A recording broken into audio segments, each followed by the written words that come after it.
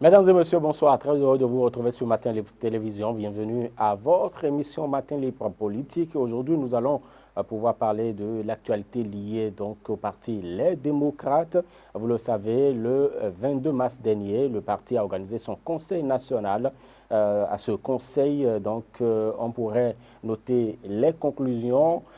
Les deux conclusions. La première, c'est que le parti ne soutient aucune candidature pour l'élection présidentielle du 12 avril prochain. La deuxième, c'est bien la désignation de Nourenou Achadé pour pouvoir quand même prendre les destinées du parti après la démission du président Thomas Boniaï. Quelques heures après, Éric Ngoundete qui justement conteste et qui persiste, qui signe et persiste qu'il reste et demeure le président par intérim du parti. Quelle analyse pouvons-nous faire justement de tout ceci? Nous avons invité pour vous le secrétaire administratif du parti Les Démocrates, Ilanon Kamar Ouassangari. Kamar Ouassangari, bonsoir. Bonsoir. Merci pour la disponibilité. C'est toujours un plaisir. C'est vrai que l'émission devait avoir lieu il y a quelques semaines, Tout à fait. avant même l'organisation du Conseil national. Mais à cause des programmes des uns et des autres, ça n'a pas eu lieu. Tout à fait. Peut-être qu'en ce moment, ce n'était pas l'actualité du Parti des démocrates qui devait faire le show là. Oui. Ça a évolué, beaucoup de choses sont passées sur le pont. Exactement. Donc, nous allons essayer d'embraser Tout ceci. Voilà. Sans forcément nous appesantir trop sur ce qui se passe, parce qu'il y a beaucoup de choses qui sont de rentrer dans l'ordre. Très bien. En tout cas, avec vous, ce qui est plus officiel, ce qui est plus chaud en ce moment, c'est bien ce qu'on constate au niveau du parti Les Démocrates. Le Conseil national a été donc organisé. Dans quel contexte le Conseil national a eu lieu le 22 mars dernier? Merci beaucoup. Il faut préciser qu'avant la démission du président Yahi Boni, il était urgent pour le parti, au lendemain des élections législatives, de savoir quel cap prendre. Donc nous avons convoqué une coordination nationale. La coordination devait se tenir le 13 février, si mes souvenirs sont encore bons. Maintenant, le président Yahi Boni, dans l'ordre du jour présenté, il y avait les perspectives pour le parti au lendemain des élections législatives. Donc le président souhaitait qu'un comité soit mis en place et que le comité puisse travailler, faire des propositions à la coordination nationale afin que la coordination nationale puisse avoir des documents et prendre une décision.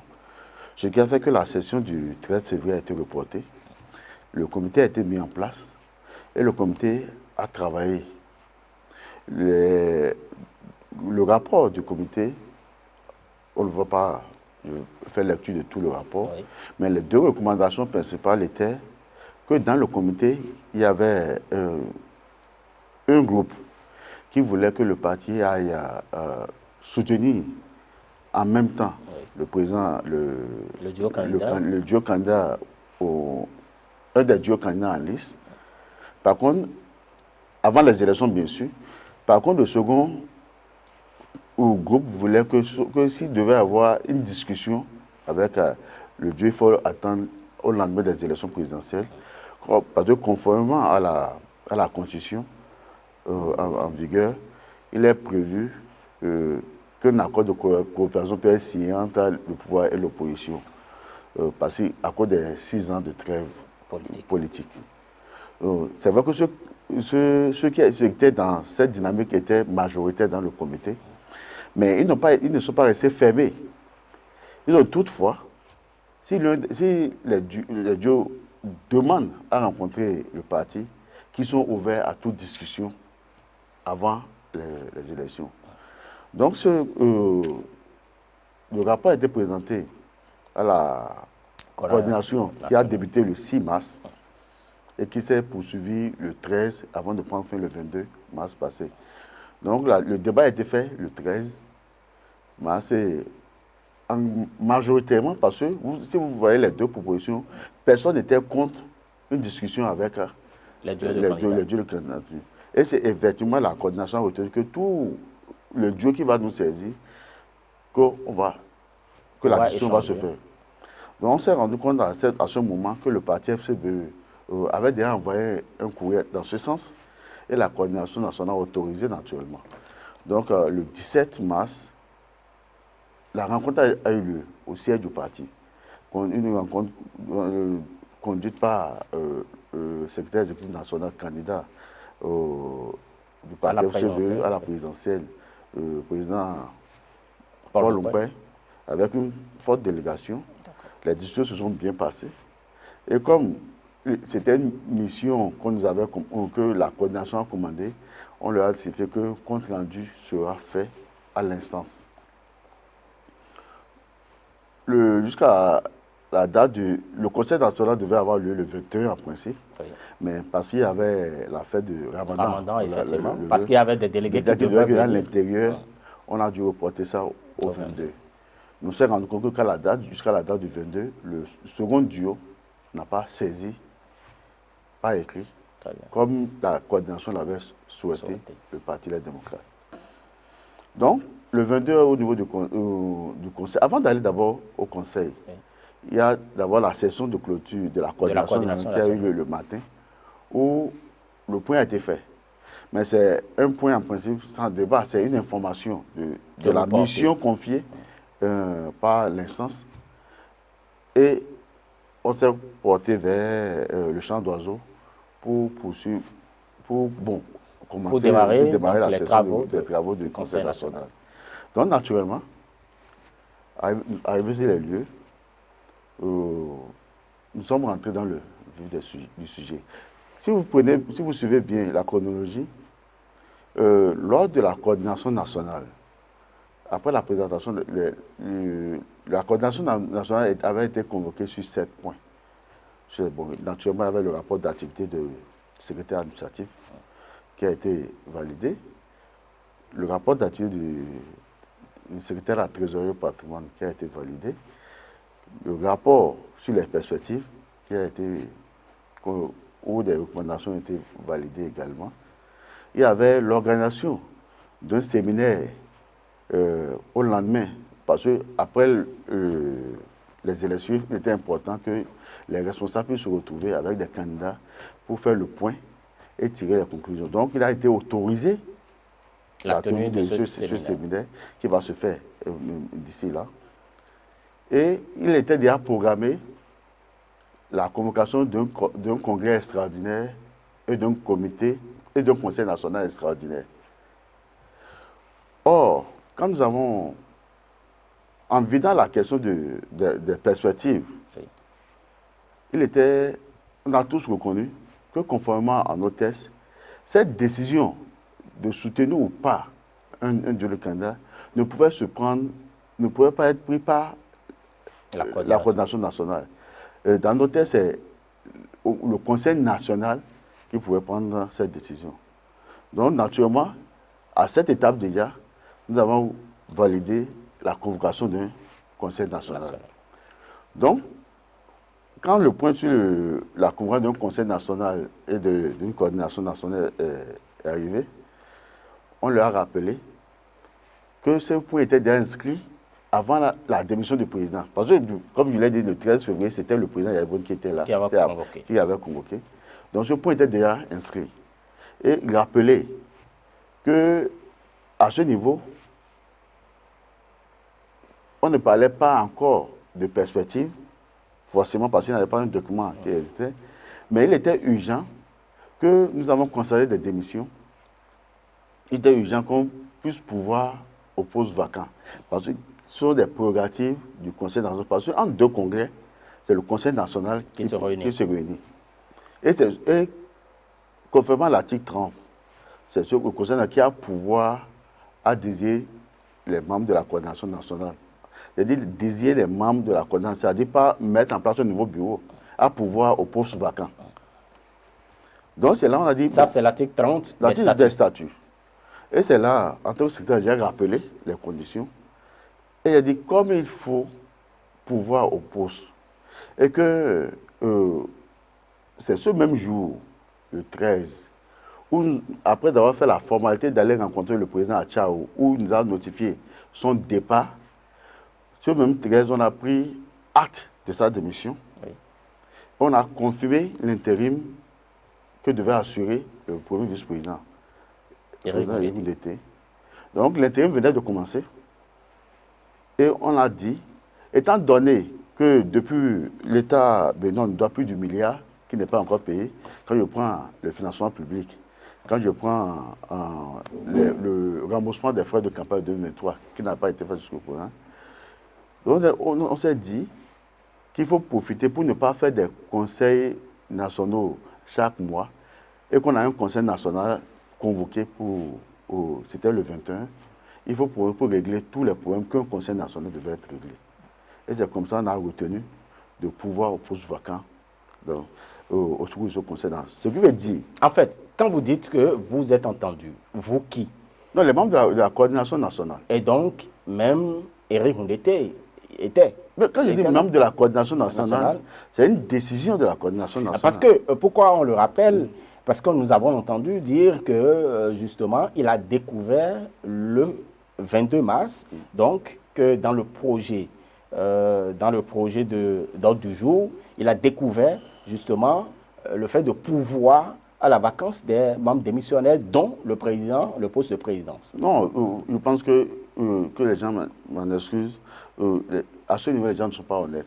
Vous savez, on avait déjà eu un antécédent sur un point inscrit à l'ordre du jour d'une session où, en tant que secrétaire, je suis amené à noter toutes les décisions que nous prenons. Nous avons fait une session où il était question d'aller à un accord de gouvernance, de coalition parlementaire ou pas. Quand la session avait été convoquée, on s'est rendu compte que le quorum n'avait pas été atteint. On était en plein processus. Or, tant que le quorum n'est pas atteint, aucune décision ne peut être applicable. Mais on s'est dit, vu l'urgence, il faut quand même faire le débat. Soit si vous me percevez, vu l'urgence de la situation en ce moment, parce qu'on était à quelques jours du dépôt des dossiers, il faut quand même faire le débat parce que des responsables sont venus, même si le quorum n'a pas été atteint, mais il faut faire le débat. Et c'est comme ça que nous avons fait le débat. Au cours de ce débat, il y avait eu 3 propositions. Il y avait 3 tendances. La première tendance dit qu'il faut aller faire l'accord de coalition parlementaire. La seconde tendance dit il ne faut pas faire l'accord de coalition parlementaire. Et le troisième dit il faut le faire, mais à condition que dans l'accord, qu'on puisse permettre aux partis, les démocrates, de participer à l'élection communale, dont le dossier avait été rejeté. C'était les 3 tendances. Une décision prise en ce moment sans que le quorum ne soit atteint. Et donc, c'était en relation des tests. Non, c'était une discussion entre responsables, vu l'urgence. D'accord. Vu l'urgence. Mais en gros, les contacts que c'était revenu qu'aucune action ne pouvait permettre aux partis les démocrates de revenir pour les communales. Ce qui fait que ça a fait flop, aucun accord n'a été signé. Donc c'est pourquoi j'ai été surpris d'entendre un de nos vice-présidents qui disait que la décision avait été prise et que c'est le président Yahi qui a inscrit en faux. Très bien. Revenons maintenant par rapport au projet de loi. Oui, donc c'est pourquoi justement, quand ça s'est passé, il y avait un autre sujet sur lequel il a dit, à chaque point inscrit à une session de la coordination nationale, je me fais le devoir qu'on fasse point par point et qu'on note la décision prise. Ce qui fait que quand le OK a été donné, il a mentionné, j'ai inscrit. Parce qu'il faut forcément faire le compte rendu et retracer les décisions prises. Et ce jour, c'est venu vers la fin de la session du 13, où il a été retenu effectivement que tous les postes vacants fassent l'objet qu'on puisse les pouvoirs au niveau du Conseil. Donc, les points qu'on a notés, c'est la convocation d'un Conseil national, c'est pour parler des perspectives, des propositions, les recommandations faites sur les perspectives et de pouvoir au poste vacant. Naturellement, c'est ces points que nous avons retracés lors du Conseil national. Et quand vous dites de pouvoir au poste vacant, est-ce qu'à cause de la sensibilité du poste de président, cela est dedans, le poste de président est dans les postes vacants. Oui, le président a démissionné. On a pris acte, on a commencé l'intérim. Oui. Le président est intérimaire, pas président. Oui. Il est l'intérimaire. Donc le poste est vacant, comme les autres postes. Le poste de Basile aussi, Léon aussi, Godonou qui ont quitté, ça devient le poste vacant. D'accord. Et c'est comme ça, il a mentionné les points retenus au niveau de la session de la coordination nationale. Ouais. Arrivé en salle, c'est-à-dire que dans le classement, nous avons mis le rapport d'activité du secrétaire administratif, conformément au test. Le secrétaire administratif a l'obligation de présenter un rapport d'activité à chaque session du Conseil national ou du Congrès. Nous avons mis, pour un point, le rapport d'activité. Et nous avons mis, en deuxième point, pouvoir aux postes vacants, la liste des postes vacants, pouvoir à ces postes, avant de venir sur le point concernant les perspectives. Et c'est là où le président nous faisait comprendre, ah non, que lui, ce classé n'est pas d'accord, et qu'on n'a pas engagé toutes les formalités pour les postes vacants, pour qu'on puisse les juger. Il a dit, mais moi, mon devoir était de voir tous les camarades qui soit démissionnaient, qui ont démissionné, ou soit qui ont été suspendus, et on fait la proposition au Conseil national qui peut décider soit de pouvoir à ces postes, ou de ne pas le faire. Moi, mon devoir était de rappeler tous ces points. Et c'est là, lui-même, il a changé les dispositions. L'ordre du point. Donc, et c'est comme ça, après mon rapport d'activité, il a été inscrit de parler d'abord des perspectives, avant de faire la liste des postes vacants et désignation des membres au niveau des postes vacants.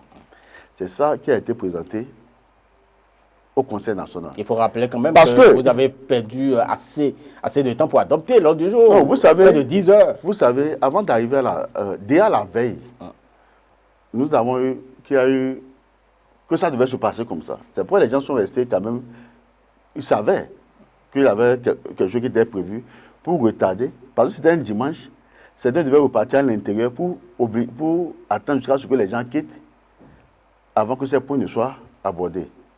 C'est parce que les gens sont restés jusqu'au bout que peut-être nous assistons à ceci. Donc ça peut être une prétention. Oui, ça peut être une prétention, mais nous avons eu nos informations. D'accord.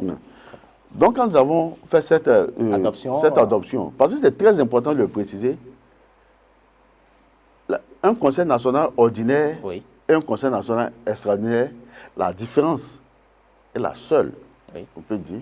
Sinon, ce qu'un conseil national extraordinaire fait, un conseil national ordinaire peut le faire. Mais un conseil national extraordinaire, l'ordre du jour est connu avant la session. Tout à fait. Ce qui veut dire que quand c'est un conseil national extraordinaire, vous convoquez la session sur un ordre du jour et vous ne débattez que sur le seul ordre du jour. Exactement. Vous n'ajoutez pas, vous ne retranchez pas, c'est sur le seul ordre du jour. Par contre, un conseil national ordinaire, l'ordre du jour est soumis. C'est un projet d'ordre du jour qui est soumis à validation. Ce qui veut dire que vous pouvez présenter un ordre du jour à l'Assemblée et ils peuvent mettre tout de côté et proposer d'autres points. C'est-à-dire que ce n'est pas figé pour un conseil national ordinaire comme un congrès ordinaire. Très bien. Est-ce que c'est vrai, vous avez parlé de l'article 30 des statuts, est-ce que le conseil national ordinaire a la compétence de pouvoir désigner le président du parti? J'en viens. Donc, c'est pour vous dire que l'ordre du jour a été présenté et ça a été validé par les membres du Conseil national. À partir de ce moment, tous les points inscrits à l'ordre du jour seront l'objet d'études. Très bien. On est revenu sur la polémique que le règlement intérieur a dit, en cas de vacances définitives, le premier vice-président a su son intérim, en cas de vacances définitives du président, bien sûr. Oui. Le premier vice-président a su son intérim, en attendant la convocation à cet effet d'un conseil extraordinaire dans les 3 mois qui suivent. Oui. C'est très important, dans les 3 mois. On n'a pas dit dans 3 mois. Parce que cette confusion, même quand les gens disent c'est dans 3 mois, non, c'est dans les 3 mois. C'est que c'est dans l'intervalle de 3 mois. C'est-à-dire. Le président a démissionné le 3 mars, donc à partir du 4 mars. Non, à partir du moment où on a constaté qu'il est parti, que l'intérim son intérêt a commencé. À partir de ce moment, à tout moment, on peut ouvrir organiser un conseil extraordinaire. Parce que justement, ça, c'est l'article 17 du règlement intérieur. Qui le dit? Parce que justement, un conseil ordinaire, on a la période une fois par an. Et il peut arriver que vous venez de faire un conseil ordinaire. Donc, les textes vous obligent à convoquer rapidement dans l'intervalle là. Parce qu'on estime que pour le président, ça ne peut pas être resté comme les autres vice-présidents. Le président aussi a quitté déjà des mois. Personne n'a pensé. Qui a vocation de convoquer le conseil extraordinaire qui doit désigner le président? Oui, j'en arrive. Hein. Oui, en fait, c'est le président. C'est le président. Voilà, à ce niveau, c'est le président, pas intérim. Pas intérim. Et il l'a fait. D'accord. Il a convoqué, il estime qu'il a convoqué un conseil national ordinaire et non extraordinaire. Oui, c'est un conseil national ordinaire. C'est le conseil national ordinaire qui a permis à l'Assemblée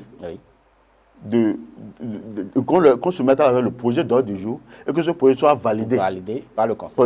C'est-à-dire qu'on pouvait ajouter, on pouvait retrancher des points, mais celui que l'Assemblée valide. Et ça a été fait. Très bien. Donc je le disais, l'article 17 a dit c'est dans les 3 mois. Oui. Conseil extraordinaire. Mais ce qu'on ne dit pas, et c'est là que je voulais qu'on soit honnête dans ce que nous faisons, il faut aller au niveau de l'article 30 des statuts. L'article 30 des statuts, en son point 9, l'article 30 dit le Conseil national a pour attribution. Il n'est pas dit le Conseil national ordinaire a pour attribution. Le Conseil national a pour attribution. Ce qui veut dire que au niveau des statuts, que ce soit ordinaire ou extraordinaire, c'est les attributions du Conseil national. Et en point 9, on dit, en cas de vacance de poste des membres de la coordination nationale, le Conseil peut pouvoir à l'un ou à plusieurs de ces postes. Je peux lire le point 9, le Conseil national peut procéder en cas de vacance de poste à la désignation d'un ou plusieurs membres de la coordination nationale.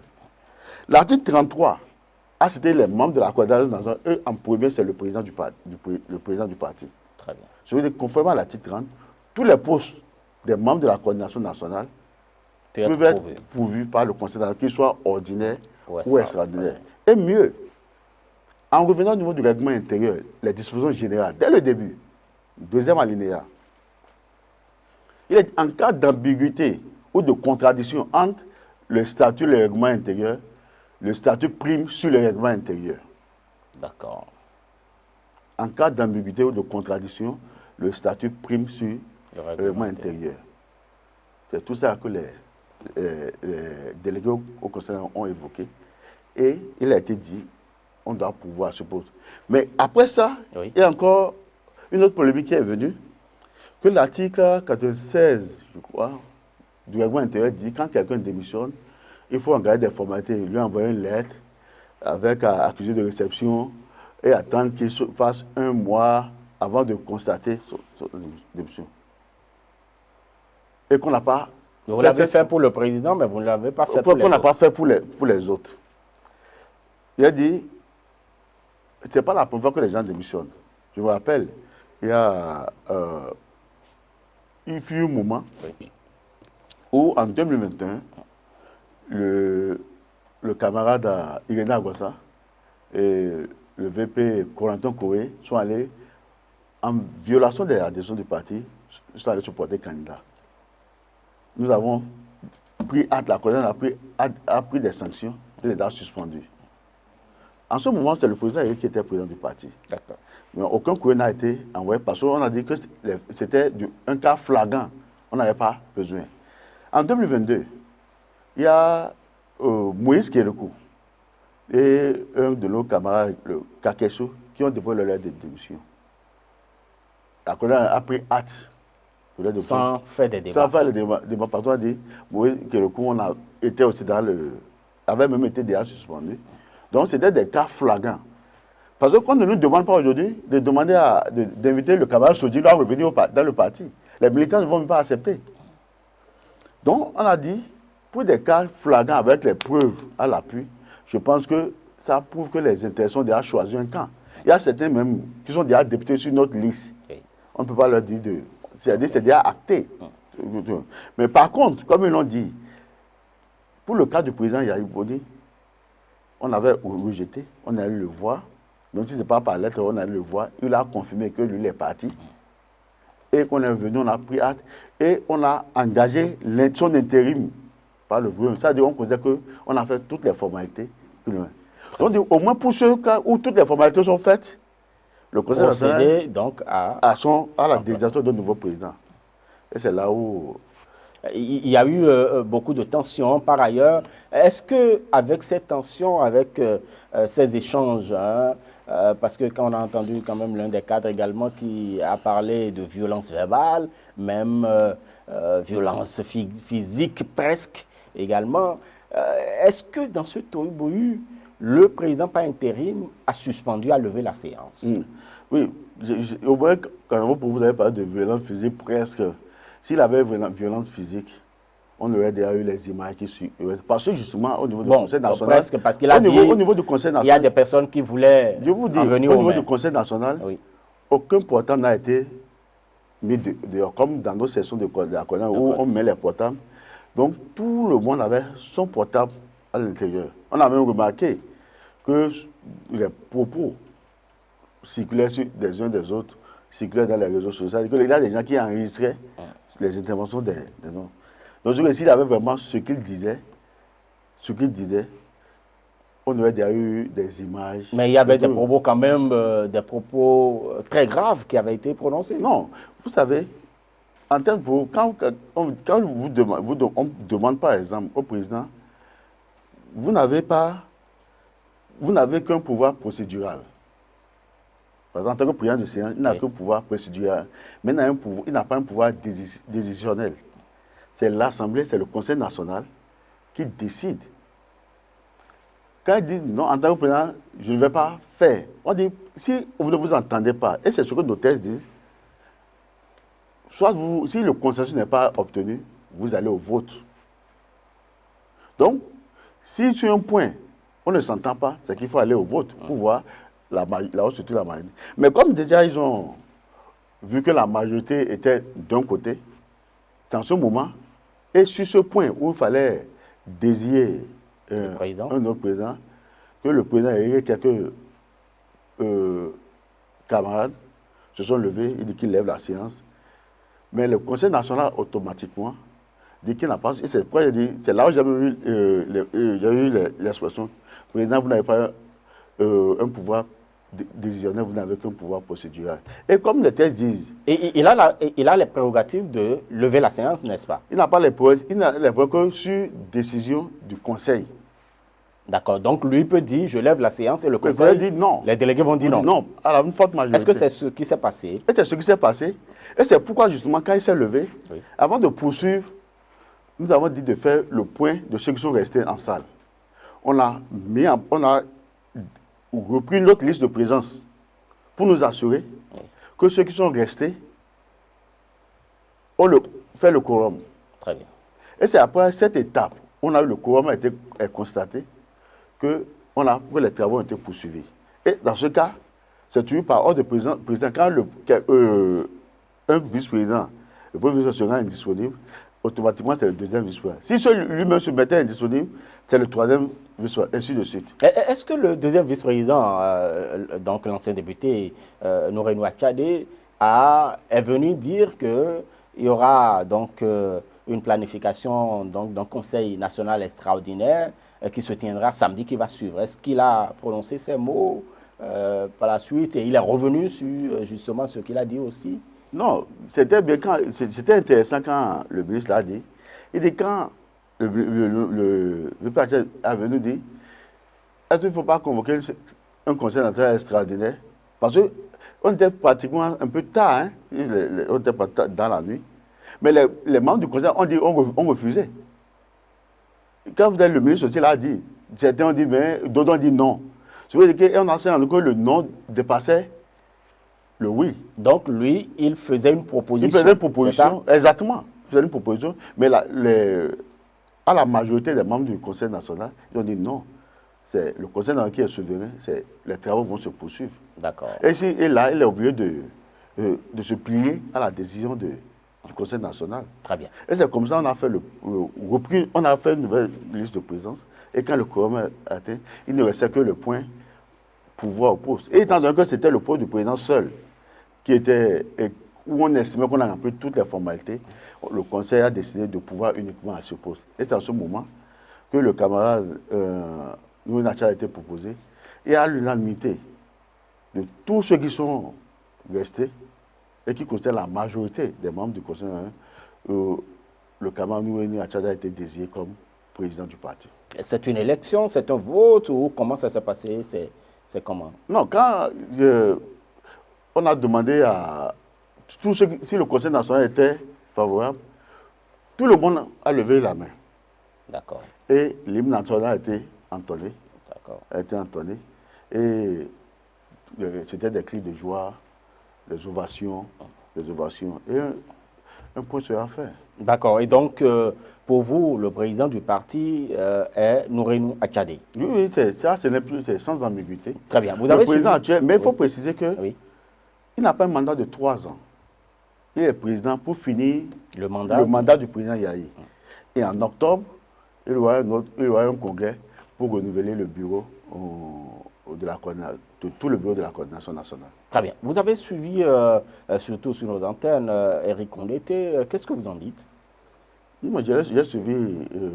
Bon, c'est normal parce que lui m'était intéressé par le poste, mais malheureusement pour lui, le Conseil national a décidé autrement. Et je pense qu'en bon démocrate, on doit pouvoir rester ensemble pour faire grandir le parti. Très bien. Voilà. Est-ce que vous avez des démarches à son endroit? Est-ce que le nouveau président a des démarches à son endroit? Bon, je n'ai pas le calendrier du président, mais je sais que le président Nourenou Achadé, président du parti Les Démocrates, c'est un homme d'ouverture. Et je sais que s'il n'a pas commencé à le faire, c'est sûr qu'il le fera. Et ça ne veut pas dire qu'on ne se voit pas. Hein. Même hier, on était ensemble, tout le monde était au siège. Quand vous dites vous étiez ensemble, c'est-à-dire le président. Non, on a dit que tout le monde était au siège. Le président Eric était au siège. Est venu, oui, il était au siège. Et pour. C'était dans quel cadre? Le siège, c'est la maison de tous les militants. D'accord. Et il a son bureau là. Et donc, il est venu. Peut-être qu'il a eu des audiences. Bon, je pense, moi, j'étais dans mon bureau également. D'accord. Parce qu'il avait des activités, des points à finaliser. D'accord. Très bien. Est-ce que. On revient quand même sur le deuxième point. Pourquoi avoir décidé à ne pas soutenir le candidat alors que l'un des responsables, c'est vrai qu'il n'est plus membre du parti, avait déclaré que le Parti Les Démocrates ne sera pas inactif pour la campagne électorale? Si vous regardez bien, vous allez voir que ce poste a été supprimé. Parce que ce n'était pas une décision du parti. D'accord. Ce n'était pas une décision du parti. Et quand ça a été fait, il a été interpellé. On lui a dit non, ce n'est pas une décision du parti. Donc, il a dû supprimer le poste. Donc, ça n'engageait pas le parti. Mais vous avez rencontré quand même Paul Humpé. Pourquoi ne pas céder, justement? Il ne vous a pas convaincu, c'est ça? Oui, vous savez, quand le compte rendu a été fait au niveau de l'instance habilitée à prendre la décision, en majorité, les délégués ont souhaité que, vu les conditions, les difficultés que le parti a traversées, vu l'organisation même, parce qu'il y a eu beaucoup de... les congrès ont dit beaucoup de choses, il y a beaucoup de raisons, et in fine, ils ont estimé que ça ne serait pas bien pour le parti de se positionner pour ces quelles sont ces raisons évidentes? Non, d'abord, vous savez, au moment où le parti avait 28 députés, et au dernier moment, ils sont venus le prendre, on est venu, un de nos députés nous a quittés, ça a empêché le parti de se porter candidat. D'autres estiment que la posture prise avec le parti, nous sommes un parti d'opposition au régime du président Patrice Talon. Pas à Patrice Talon, c'est la clarification importante, au régime du président Patrice Talon. Nous ne pouvons pas aller accompagner le candidat que celui dont les actions ont été combattues par le parti. Les gens qui ne vont pas... Mais ça, c'est le régime de Patrice Talon, c'est un autre régime, c'est le régime de Ouadani. Jusqu'au 24 oui. mai, nous serons toujours dans le régime de Patrice Talon. Et voilà. Quand le président Ouadani ou le président Oumpe, celui qui va être élu, il va être observé. Il va être observé. Et donc vous ne vous opposez pas tout de suite aux candidats, les deux candidats. Le parti ne s'oppose pas à un homme. Ne s'oppose pas à un homme. C'est sur les faits, sur ce que le président qui est là, mais qui va être là, c'est sur ses actions qui va être évalué. Et s'il fait bien, naturellement, il peut avoir un accompagnement. Mais si ça reste dans la même lignée, le parti va aussi prendre une position contraire. Parce que tout ce que le Parti Les Démocrates souhaite, c'est le bien-être des populations. Tout ce que le Parti Les Démocrates souhaite, c'est que le petit cultivateur de soja puisse pouvoir vendre son produit en prenant en compte ce qu'il a fourni, que ce ne soit pas d'autres personnes qui ne savent même pas comment cultiver le soja, qui puissent gagner plus que ce cultivateur. Très bien. Donc c'est le bien-être des populations qui guide les actions du parti. D'accord, très bien. Et donc, et quelles sont les perspectives pour le parti alors? Vous ne soutenez personne. Est-ce à dire que les membres sont libres d'aller soutenir tel duo ou tel autre? Non, la résolution du Conseil national n'a pas dit ça. C'est une décision du parti, on ne soutient aucun duo. En tant que militant ou responsable, oui. en tant que membre, vous devez suivre la ligne du parti. C'est-à-dire que vous ne vous prononcez pas, vous ne vous engagez pas dans ce qui va être fait. C'est comme si... Et si un militant le fait alors, c'est-à-dire il le fait en son nom personnel, oui. Ça pose problème pour le parti? S'il le fait, c'est qu'il s'est écarté de la position du parti. Parce que aussi, dans une formation politique, c'est la discipline. Et si vous vous écartez de la discipline, vous prenez des actes d'indiscipline, le parti a mené à prendre des sanctions. Parce que si vous vous souvenez bien, on a déjà d'autres responsables qui ont fait des déclarations de soutien à le parti, souverainement, la coordination a pris une décision de les suspendre. Et ça, ils ont été suspendus, l'audification leur a été faite. Parce que le parti n'a pas dit d'aller.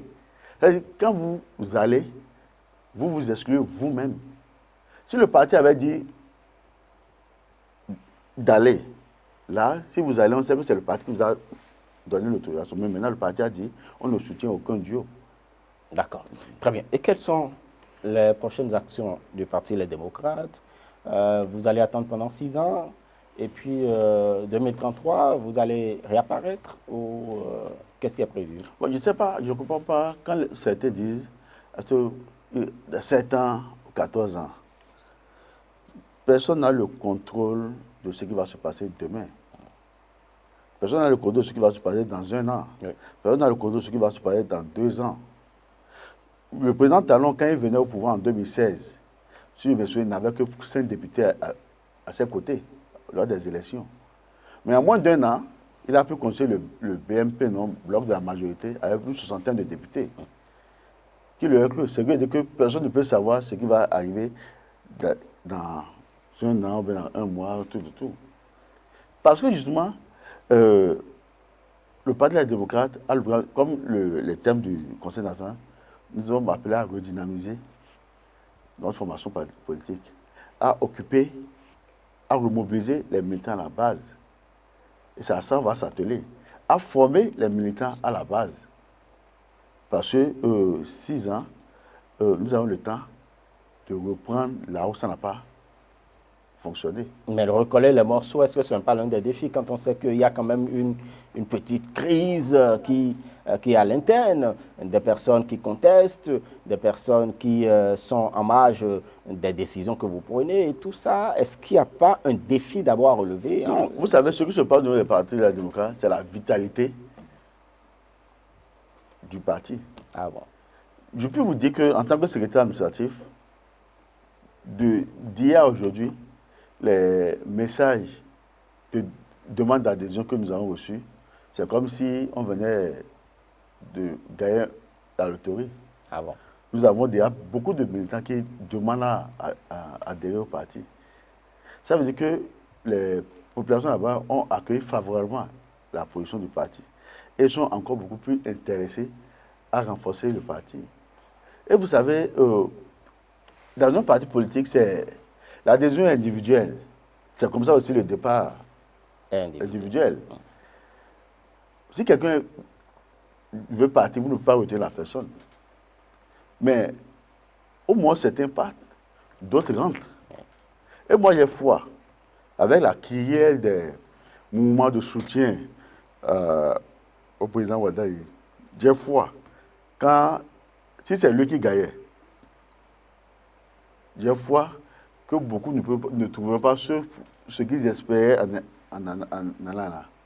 Et la seule formation politique qui a toutes ces structures dans tout l'étendue du territoire au Bénin, c'est le Parti des démocrates.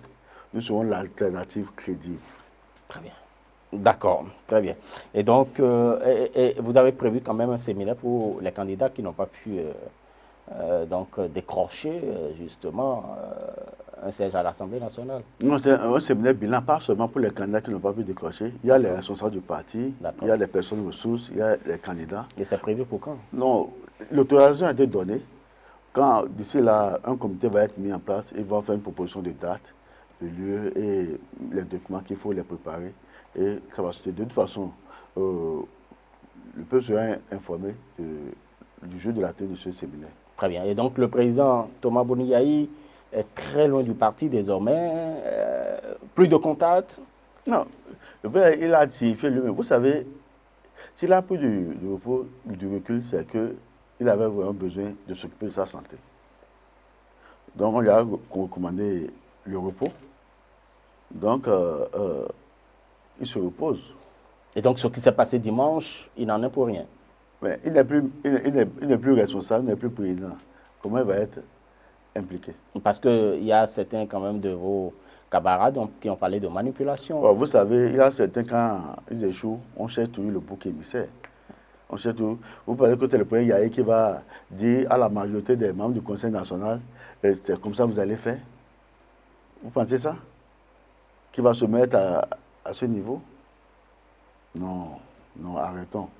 Le président Yahi Boni jouit de son repos et il faut le laisser là où il est pour qu'il puisse vraiment se reposer et gagner. C'est d'ailleurs pourquoi, à la fin du Conseil, il y a eu une motion dommage pour tout ce qu'il a fait. Parce que si le parti est à ce standing aujourd'hui, c'est parce qu'on a eu un président comme le président Yahi Boni. Si le parti serait déjà fermé depuis. Donc il fallait lui rendre hommage et le remercier pour tout ce qu'il a pu donner pour le parti. Très bien. Vous avez suivi, on finit par là, vous avez suivi un peu la présentation du projet de société du candidat Wadaï? Je vous avoue que je n'ai pas suivi. On était en plein préparatif du Conseil national et nous n'avons pas eu le temps de les rencontrer également pour discuter du projet de société. Donc je me ferai quand même le devoir de chercher le document et de lire le contenu. J'ai déjà eu copie pour FCB, je vais lire et me faire une petite idée de ça. Très bien. Et on reviendra pour en parler. Forcément. Très bien. Merci beaucoup à vous, Kamarawa Sangari. Je rappelle que vous êtes le secrétaire administratif du Parti des démocrates. Votre mot de fin. Merci beaucoup. C'est toujours un plaisir d'être dans vos locaux. Et je voulais dire à tous les militants du Parti des démocrates que de ne pas laisser la place au découragement. Tout ce qui se passe aujourd'hui, c'est dans le cadre de la vitalité de notre formation politique. Et je suis sûr qu'après ces 2-3 jours, les tensions vont baisser. Et que d'ici là, c'est ceux qui verront les différents responsables ensemble pour poursuivre le combat. C'est vrai, il ne faut pas l'occulter. Il y a certains qui veulent vraiment aller rejoindre un des duos. Vous ne pouvez pas leur refuser. Mais ceux qui vont faire preuve de fidélité, qui vont rester dans le truc, on va ensemble reconstruire le parti, redynamiser le parti aux côtés du président Nouéné Achadé. Et en octobre, on pourra évaluer pour savoir s'il faut lui permettre de continuer ou bien s'il faut prendre un autre président. De toute façon, en ce moment, c'est le Congrès qui décide et chaque militant doit se plier à la décision du Congrès en octobre. Comme aujourd'hui, chaque militant se pliera à la décision du Conseil national. Donc, courage à nous, le meilleur reste à venir. Très bien. Merci beaucoup à vous, Kamawa Sangari. Mesdames et messieurs, merci également à vous de nous avoir suivis. Et donc, c'est la fin de ce numéro de votre émission Matin les politiques. On va se retrouver très incessamment sur nos antennes. D'ici à la portée, vous bien agréable suite à chacun et à tous.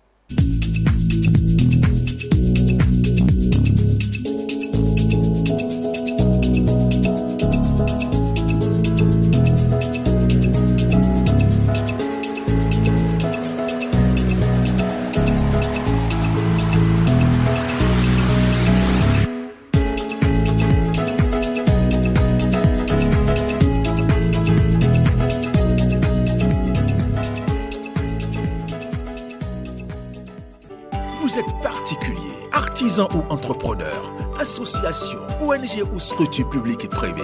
Vous cherchez à obtenir une visibilité maximale pour vos événements, produits, services et vos initiatives. La solution, c'est Matin Libre TV. Matin Libre TV met à votre disposition l'intégralité de son offre d'antenne pour un positionnement optimal de votre marque. Profitez dès maintenant de l'audience de nos émissions phares comme Matin Libre Politique, tranche d'informations à forte audience comme le 20h. Notre engagement, vous offrir une exposition inégale et un impact mesurable auprès de nos téléspectateurs fidèles. Un rapport qualité-prix imbattable. Bénéficiez de nos espaces publicitaires à des tarifs exceptionnellement compétitifs. Maximisez votre retour sur investissement sans compromis sur la qualité. Pour en savoir plus et découvrir nos offres sur mesure, contactez-nous sans tarder au 01 97 99 25 22. Matin Libre TV, premier sur l'info, partenaire de votre succès. Vous êtes particulier, artisan ou entrepreneur.